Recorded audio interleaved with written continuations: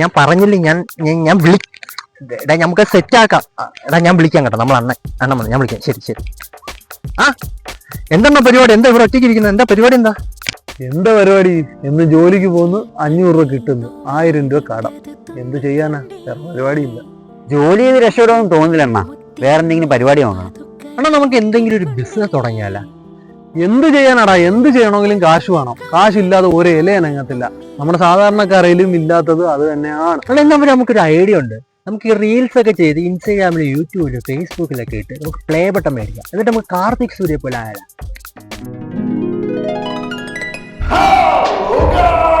അണ്ണാ content ഒക്കെ വേണ്ട അണ്ണാ. കണ്ടന്റും കാര്യങ്ങളും ഇല്ലാതെ നമ്മൾ എങ്ങനെ ചെയ്യുന്നത്?